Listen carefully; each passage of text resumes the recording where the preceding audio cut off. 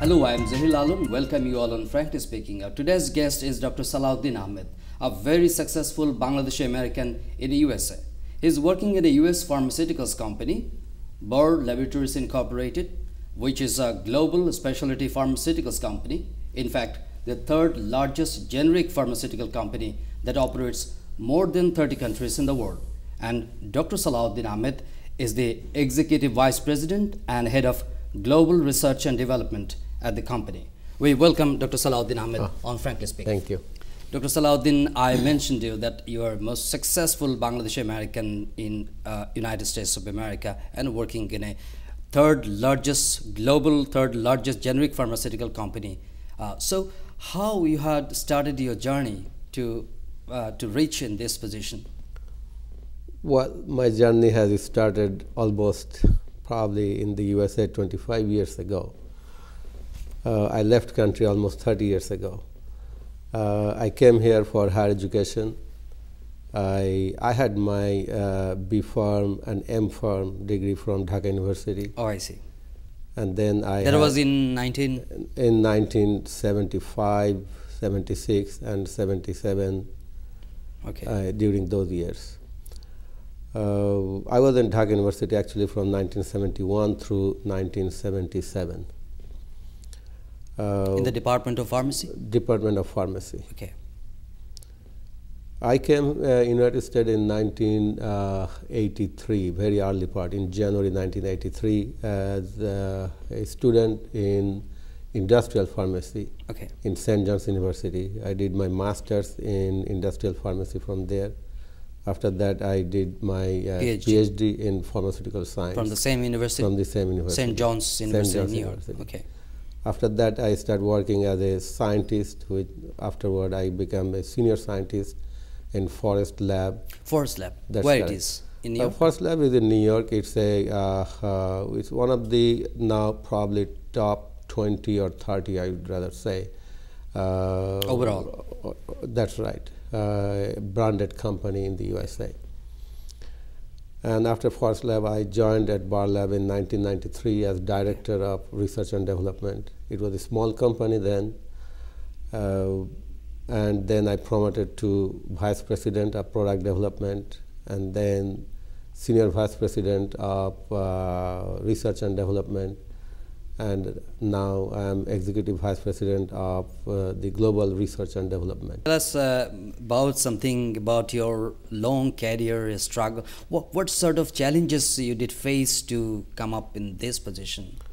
I think life, our achievement in life, two of the things that I would probably, that is beyond me, would be thankful to, that is my mom's blessing and God's kind, God been kind on me. These are the external force beyond me that helped me. Internally, what I did, one of the things I found, in my view, even as a scientist, to do good in life, one got to have good understanding about science. You take a project, you know what the problem is, how to solve the problem, and they require basic understanding of science and the thing that you learn from school and through your education, and also from some of the expertise you earned during your experience. The other part, as you go above from scientist to management, currently, as an executive VP, I manages, it's an art to manage the science. In that, important thing are to be able to communicate, to be able to improve the communication in the department, to create commitment among the scientists, to encourage them to take difficult tasks and help them to solve the problem. So currently I am like some helper to the people that I assign difficult tasks to do. Also important to know that what is the resource required, what is the time to put in a project, because pharmaceutical business is very competitive in the USA. Time is the essence of our success. Whoever comes first in a product in market brings a lot of business success. That's why it is efficiency that you add in the department is very critical to the success. So those are the things important in terms of managing the people and adding the support they need in either solving the scientific problem or doing the research or the equipment they need, the appropriate tool, appropriate budget, in addition to providing the right project to the right scientist. How much budget do you get from your company for research and development every year? Well, our budget in this year is a little over 240 million, means $250 million US, which is probably close to 200 crore? 2000 crore? Close taka? To 2000 crore taka. Oh, that's a pretty huge amount. Yeah, it is. And possibly the total export earnings from pharmaceuticals company, Bangladeshi pharmaceuticals company, is not 2,000 or 3,000 crore. Do you have any idea? I do not know what is the current Bangladesh pharmaceutical market is. No, they are targeted to earn 5,000 crore taka annually from exporting pharmaceuticals products. Yeah, here research is very important in the USA and in global market, because to be ahead in a competitive world, research is one of the most important department in pharmaceutical corporation in the USA. And you're heading that department? Yes. Okay, so do you have any connection with the Bangladeshi pharmaceutical industry or pharmaceutical professionals in America? Well, America, we have a pharmaceutical group or society. It's called BAPA, Bangladeshi American Pharmaceutical Association. Okay. They are New York based or North America based? Well, it's North America, but most of the pharmacists, because they reside in New York, so it is most of the activity are at New York. So what kind of works? This is an organization that all the pharmacists from Bangladesh working in pharmacies, hospitals, industries, in production, in research, FDA, as well as many professors in various universities are member of this. This organization helps in improving the pharmacists that they are any problem they have in the USA, as well as creating a good communication between pharmacists in the USA as well as in Bangladesh. One of the things that I mentioned in that, I think BAPA took some steps in our last BAPA meeting. We do have an annual meeting. Okay. And we took some steps in one of the issues that the recent Bangladeshi pharmacists, those came here, they faced some difficulty in being recognized as pharmacists. Obviously, they got to go through some exams, which is called board exam. But to qualify in that exam, we got to have I believe 5 years pharmacy education. Okay. Typically, Bangladesh do have 3 years education. Okay. And currently, we applied in here to the pharmacy board in the USA to consider the case of 3 years Bachelor of Pharmacy and 1 year master degree to be considered as overall pharmacy education to be qualified to take the board exam. Dr. Salahuddin, you're talking about the curriculum of pharmacy study in Bangladesh. So what is your view to develop and to contribute better and to improve the curriculum in Bangladesh, especially the pharmacy education? Yeah, one of the things I'd like to mention that I had my education in Bangladesh, and I'm very proud of that thing. I think Dhaka University, the time I graduated, produced tremendous amount of very talented and still continuing to produce a lot of talent students that not only in pharmacy but in various areas such as physics, math, engineering, statistics, a lot of different areas they are, and they are doing very well in the United States. Okay. And we are proud of that. How many pharmacists who have been graduated from Dhaka University are currently working in, do you have any idea how many of them working in America? Any statistics now? I believe probably there are more than 200 pharmacists graduated from Bangladesh or in the USA. Okay. It could be in the neighborhood of 300 or so. 300. Okay, please. Yeah. You are talking about this curriculum. In the curriculum that we studied in Bangladesh, and I'm saying that I'm proud because that's the education took us here, brought us here, and what we are today is because of that basic education we got from Bangladesh. One of the things that what currently we are experiencing, and especially in the area of pharmacy, that because of that I mentioned earlier, 3 years courses in Yes. bachelor degree, I believe it is important for Bangladesh universities to think about Needs to elevate. to bring their number of years that requires to have the bachelor degree, probably 4 or 5 years, Okay. to make sure that that education is recognized in the USA and Europe to make it in the same level. That is the global standard at this moment. I believe so. Because I know that many of the Indian universities that did have in the past 3 years bachelor degree, they have now changed to 4, or many of them do have 5 years courses. But our university authorities, they don't have any insight on this, that to need to change in conformity with the current needs and of the global trend? I think there are some talks, some of the BAPA members are talking to university people that are involved in setting up the curriculum. I believe there are some talk going to be next December or so. I was asked to be a part of that, whereby they will decide the course curriculum and the length of the study. So there are some talks on End of this year? I believe so. Okay. But how long would it take to change the course, or if there will be any change or not, that I do not know. Yes, that should be the way. But one thing, you know, that Bangladesh's pharmaceutical industry is getting boost at this moment, and they're exporting into a lot of countries in Europe and Africa, and so it's expanding. Do you have any suggestion for the pharmaceutical sector to have more footings in the international market and to help contribute Bangladesh economy?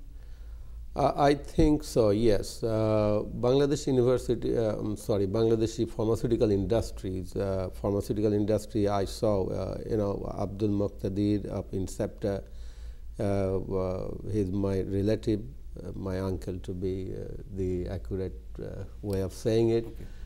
I visited his industry during my last trip in Bangladesh. You have no direct business interest with in Bangladesh? No, we do not have any business link to any Bangladeshi pharmaceutical industry. But I had the opportunity to see that industry. I found that industry is standard, very similar to US and European industries. So I think the capability of them is high. Okay. However, there are many things that I think the Bangladeshi pharmaceutical industry should consider to be recognized globally, especially in the US and Europe, is to improve the system. Okay. There are two things in pharmaceutical industry. One is the industry capability, manufacturing, equipment, process, etc. And the other thing is the system. And the third component also to add research part of it. So I think it is important. Perhaps this is the weaker part of Bangladesh's pharmaceutical sector. In my view, probably yes. But you might be aware about the exemption package of the World Trade Organization, and they are getting some benefits of exporting patent drugs globally. So how Bangladesh can benefit from the WTO's act under this, I think it's a TRIPS, Trade-Related Intellectual Property Rights Act. So in your view, how Bangladeshi pharmaceuticals company can exploit the opportunity from the global offer? I think the new patent act that will be implemented globally would have Bangladesh exempt from there. Means Bangladesh would be continuing to develop drugs as well as many of the pure drug component, doses for drug component, that are by patent will not be able to be produced in countries such as India. And I believe that will help Bangladesh companies a lot in having a good market in Southeast Asia. Many of the countries, there are many other countries, they are not pharmaceutically developed at all and do not have good pharmaceutical industries. So I see this will give some boost in Bangladesh pharmaceutical industry as well as the national economy. So we're almost at the end of our interview. But one thing I would like to know that how the Bangladesh can exploit their science graduates' talent, their brilliance, especially who are educating in the United States or in Europe, like many big universities, they are managed to take better themselves. And so how Bangladesh can take benefits from this science graduate who are living and serving in, especially in the United States?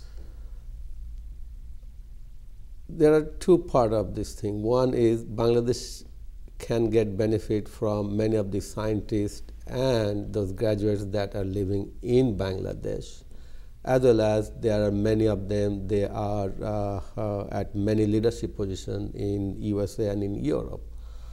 One of the things I believe that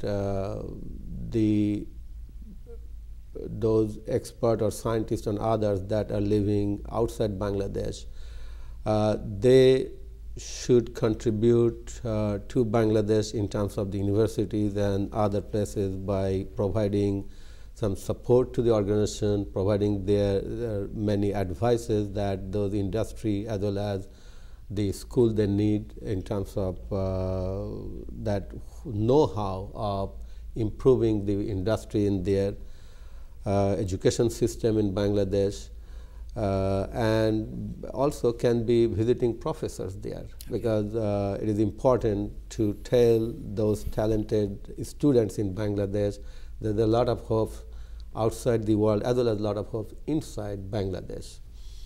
Bangladeshi scientists that are in Bangladesh, I think they can also put a lot of effort in the development part, the basic science. What it is important in my view for scientists as they are a student. Typically when we are a student, our objective gets to do well in exams and memorizing a lot of materials. And if the materials gets common in exam, then everybody does well. In science, there is nothing wrong in that, but one of the most important thing in science when we are trying to create or build our profession as scientists, understand the science, and there is no shortcut in that. So my advice to all the students in Bangladesh who either in pharmacy or any scientific areas, to understand what you are studying, know your subject. And that would be very helpful for you, because that is the thing will be helpful for you to do well for the rest of your life. The thing that is helpful in doing good result in exam is startup. But remaining of life, basic knowledge in science is very critical to do well and to solve the problem, and whatever organization you're working for, you will add value to those organizations. So that's my advice to those who are a student in Bangladesh, regardless of pharmacy or any other area. And I think many of the talented Bangladeshis that are outside Bangladesh, US and Europe, they can continue to help in many different ways they can. By advising or by investing their intellectual resource in Bangladesh. Dr. Salahuddin, you're living abroad for more than 3 decades. So do you have any dream, any vision related to Bangladesh to serve Bangladesh's interest more? Bangladesh, I see that I left Bangladesh 1978, going to be 30 years in another couple of months or so. And no matter where you go, what you do, your country is in your heart.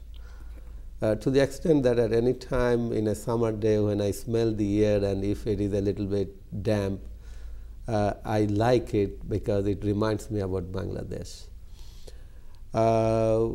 Yes, I wish to go back in Bangladesh someday, probably, and if possible, do a small industry that will help